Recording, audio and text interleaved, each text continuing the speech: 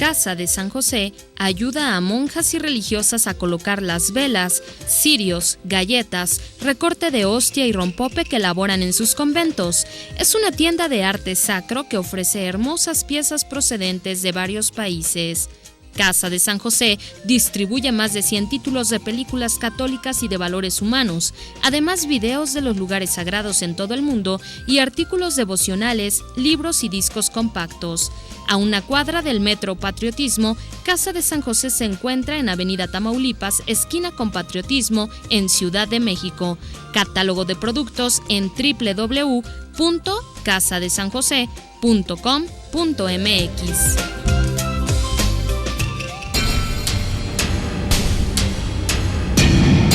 Universidad Pontificia de México. Fundada en 1553, es la Universidad del Papa y de los Obispos de México. Licenciaturas en Teología, Filosofía, Derecho Canónico, Derecho Civil y Ciencias Religiosas. Diplomados en Espiritualidad y Mística, Teología, Filosofía, Latín, Hebreo, Griego, Antiguo y Nuevo Testamento, Liturgia y Religiones del Mundo. Taller para grupos litúrgico-musicales. Informes en www.pontificia.edu.mx o al 5573 0600.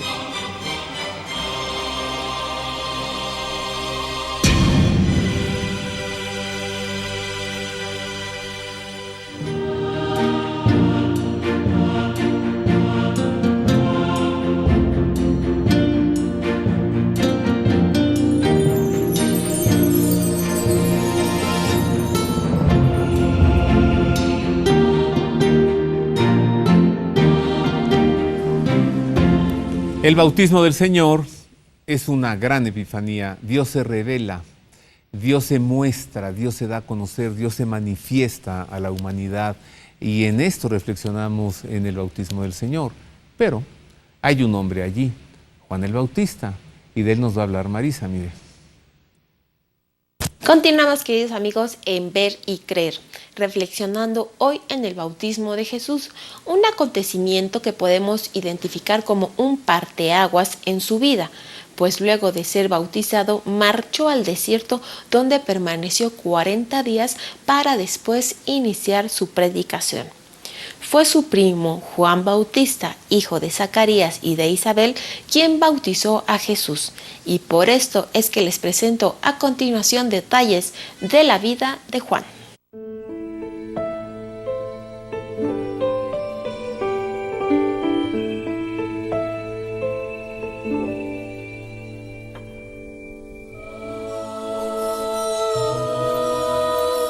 San Juan Bautista es el santo más importante y el primero en la letanía de los santos. Su primacía es indiscutible porque es Jesús quien así lo establece cuando dijo: «No ha surgido entre los nacidos de mujer uno mayor que Juan el Bautista», de donde se entiende que si hubo algún hombre que logró impactar a Jesús, ese hombre fue Juan. Jesús indica y asegura que fue un profeta y que Elías volvió en él. El nacimiento de Juan fue anunciado por el arcángel San Gabriel a sus padres Zacarías, sacerdote del templo, e Isabel, prima de la Virgen María, cuando ambos eran ya viejos y ella estéril. El mismo arcángel, al anunciarle a la Virgen María su maternidad divina, también le dio a conocer el embarazo de su prima Isabel. Juan nació 6 meses antes que Jesús. La iconografía cristiana lo presenta conviviendo desde niño con la Sagrada Familia de Nazaret. Su juventud la dedicó a la penitencia y a la oración en una vida de profundo ascetismo en el desierto, posiblemente en alguna comunidad de esenios. Los evangelios refieren que vestía como profeta, con una piel de camello y un cinturón de cuero, que se alimentaba de langostas y de miel silvestre y que proclamaba un bautismo de conversión ante la inminente manifestación del Mesías, aunque él siempre enseñó que detrás de él vendría el Mesías esperado por siglos. El profeta Isaías se refiere a Juan en su profecía cuando indica que es el mensajero enviado por Dios para preparar el camino del Salvador y que es voz del que clama en el desierto, es decir, voz profética de Dios. Juan murió decapitado en las mazmorras de la fortaleza de Maqueronte por órdenes de Herodes Antipas, el rey de Galilea, por celos, envidia y por resultarle inconveniente e incómodo a la autoridad de Herodes. San Juan Bautista es el único santo al que se le celebra en la fecha de su nacimiento, el 24 de junio, además de la fecha de su muerte, el 29 de agosto de cada año. Juan el Bautista, a ver si tenemos oportunidad de hablar de él. Sayedna, ¿qué hace el impecable con los pecadores? Si el bautismo ya se hacía, ¿no?, este ritual de agua purificadora, ¿de qué ha de purificarse Jesús? Pues él a partir de allá empezó algo nuevo. Él no estaba en la fila de los pecadores, él aprovechó esta fila más bien para entrar al agua y para devolver al agua su función original. El agua es un símbolo de mucha importancia en la historia, que participó en la historia de la salvación, en toda la historia. Desde un principio el agua era un símbolo ¿de qué? De creación. Porque dice el Espíritu Santo, en la creación aleteaba sobre las aguas. Entonces era símbolo de la creación, de vida. De hecho, nosotros para vivir en la luna, si queremos subir a la luna, buscamos, lo primero que buscamos, ¿qué buscamos? Agua. Si hay agua, podemos vivir en cualquier planeta. Es un símbolo de vida. Pero al mismo tiempo, con la caída del hombre, cuando cayó el hombre, Adán y Eva cayeron, volvió un símbolo de ¿qué? De destrucción. Porque vino lo del diluvio y el agua arrasó con todo. Se ve que en tiempo de Cristo el mar era la morada de los demonios. Nadie se atrevía a entrar al mar porque era para la filosofía y para aquel entonces, por ser tan peligroso, porque mucha gente entró y no salió. Entonces era el lugar de la muerte, ¿no? De las fuerzas del mal. De las fuerzas del mal, de la destrucción.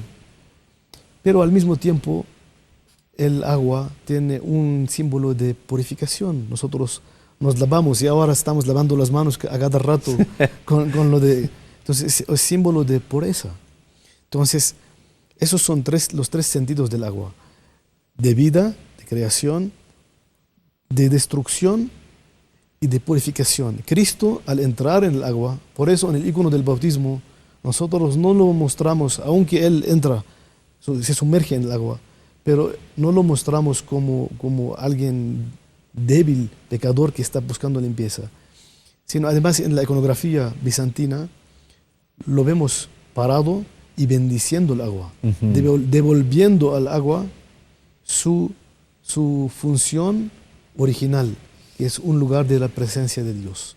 Como si exorcizara a las aguas. Así es. Como si expulsara a las fuerzas del mal de las aguas y nos devolviera a nosotros su pureza para ser purificados a nuestra vez por esas aguas purificadoras, exorcizadas y purificadas por Jesús. De hecho, nosotros durante el bautismo, el servicio del bautismo, hacemos un exorcismo al agua.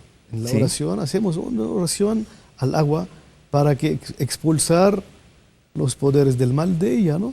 Porque nosotros sabemos que Cristo en su bautismo, a partir de su bautismo, Él santificó las aguas del Jordán y con ellas hay una costumbre muy bonita en mi país. Yo me acuerdo que... ¿Siria? En Siria.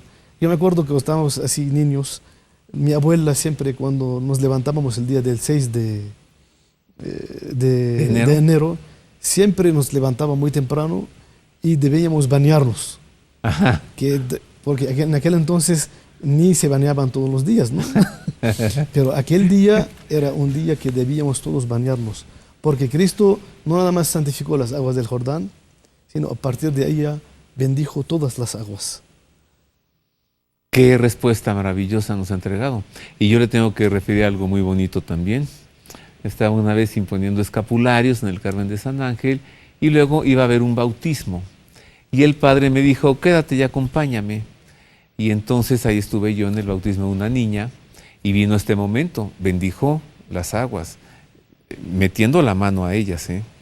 Y cuando terminó el bautismo me preguntó, ¿quieres llevarte esta agua a tu casa? Es agua lustral. Ajá. Es agua bendecida y exorcizada. Ajá. Pues, ¿cómo decir que no? Y entonces me la llevé en una botellita y ahí la tengo. De hecho, Para expulsar el mal. Así es. Nosotros tenemos una costumbre también bonita, ¿no? Yo creo que también está en la Iglesia Católica, que es cuando uno bendice con el agua, ¿no? Ah, sí, claro. Asperjar le llamamos. Entonces, a partir de bendecir el agua el día del 6 de enero, nosotros los padres, cuando se pueda, ahorita este año no vamos a poder, por lo mismo que va a ser difícil hacer visitas a las casas. Pero nosotros llevamos el agua del bautismo, del agua del Jordán la llamamos, Ajá. y la esparcimos en las casas de nuestras, en las casas, en las tiendas, no como una actitud milagrosa, sino porque sabemos que Dios se ha presentado en las aguas, y cuando nosotros esparcimos el agua bendita, es que expresamos nuestro deseo de que Dios alcance hasta las esquinas más escondidas de nuestra casa y de nuestra vida. Pues sabe, esta agua lustral que tengo, Ajá. hoy mismo la voy a asperjar en toda la casa. Y me paso a mi oficina y ahí me sigo. Y esto da a uno mucha certeza, mucho valor, ¿no? Que Sí. sabe que el agua que le tocó, con la que se lava, con la que está en su casa, es agua que invita y que tiene presencia de Dios. Hemos dicho que hay una teofanía. Revisemos esta teofanía en el bautismo del Señor. ¿En qué consiste? Ya desde el Antiguo Testamento, los profetas anunciaron que el Espíritu del Señor reposaría sobre el Mesías esperado para realizar su misión salvífica. El descenso del Espíritu Santo sobre Jesús en su bautismo fue el signo de que Él era el que debía venir, el Mesías, el Hijo de Dios. Habiendo sido concedido por obra del Espíritu de Dios, toda su vida y toda su misión se realizan en una comunión total con el Espíritu Santo que el Padre le da sin medida. El comienzo de la vida pública de Jesús lo marca su bautismo por Juan en el Jordán en la inauguración de su misión de siervo doliente que se deja contar entre los pecadores. Él es ya el Cordero de Dios que quita el pecado del mundo y que anticipa el bautismo de su muerte sangrienta. Viene ya a cumplir toda justicia, sometiéndose enteramente a la voluntad de su Padre. A esta aceptación responde la voz del Padre que pone toda su complacencia en su Hijo. El Espíritu que Jesús posee en plenitud desde su concepción viene a posarse sobre él, y de él manará este Espíritu para toda la humanidad. En su bautismo se abrieron los cielos que el pecado de Adán había cerrado, y las aguas fueron santificadas por el descenso de Jesús y del Espíritu como preludio de la nueva creación. Sayedna, y después del bautismo, el Espíritu de Dios empuja a Jesús, lo arroja al desierto. Así es. Y al salir del desierto es otro, siendo el mismo, ¿no? Hay un parteaguas. ¿Cómo lo explica usted? El carpintero. Jesús después del bautismo no vuelve a ser el carpintero. Empieza a congregar a los discípulos, empieza a predicar. ¿Por qué? Él empieza a partir de allá de cumplir con toda justicia, como dice el Evangelio, él ya empieza otra etapa. Y en aquel entonces era esta la edad normal para ser un maestro. No podía uno ser un maestro antes de los 30. Entonces él, a esta edad, él decide ser bautizado, arrancar su obra predicadora. A partir de esta fecha, sale al desierto. Primero tiene que él mostrar cómo somete al demonio durante las pruebas, y dice el Evangelio que el demonio lo dejó hasta un tiempo. Vamos, ¿a qué se refiere hasta un tiempo? Se refiere hasta la cruz. Él regresó con él en la cruz, o en la última tentación que fue en Getsemaní, cuando está en Getsemaní.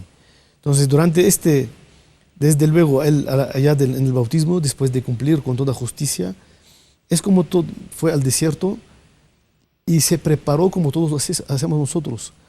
Ante cualquier evento importante de nuestra vida, nosotros nos preparamos. Yo quiero salir de viaje, pues me tomo un tiempo a solas y preparo que voy a salir con don Roberto, por ejemplo. Entonces, vámonos a Siria, vamos a Damasco. Me quedo todo el día en la mañana, por ejemplo, pensando qué voy a decir con don Roberto, ¿no?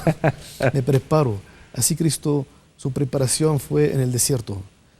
Sacó en sí toda la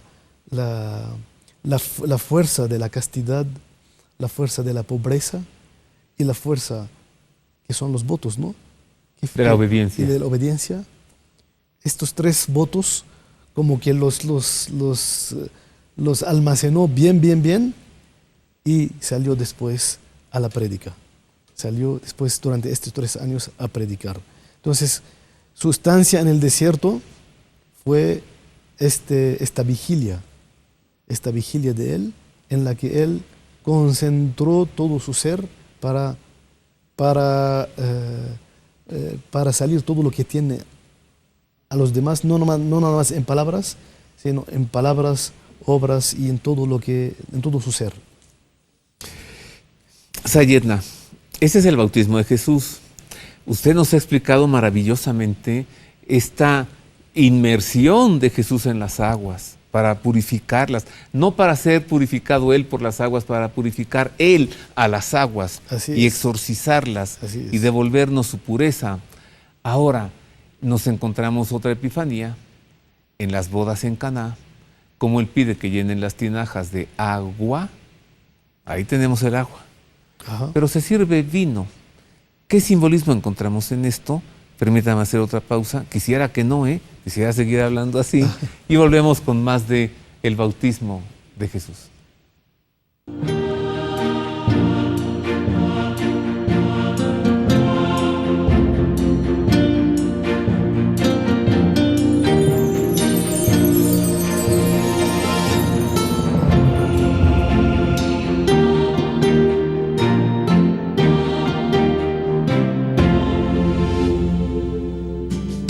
¿Recuerdas ese delicioso plato de sopa? Sí, ese que cuando estabas sola te hizo sentir como en casa. O ese, en el que aprendiste que un silencio lo dice todo. En La Moderna cumplimos 100 años de ser la sopa de tu vida. Ya se encuentra en las librerías mi más reciente libro, Las Reliquias de Jesús, María y José, una profunda y seria investigación que ubica y explica las reliquias de Jesús, María y José, cómo han sido descubiertas y cómo es que se conservan en distintos lugares del mundo. Le invito a que consiga este libro y lo lea porque despertará un impulso en el corazón del que irrevocablemente de usted saldrá una oración dirigida al cielo. El libro Las Reliquias de Jesús, María y José, publicado por Buena Prensa, ha sido prologado por el cardenal Carlos Aguiar Retes. Se encuentra ya en las librerías Buena Prensa de todo el país y también en la Casa de San José.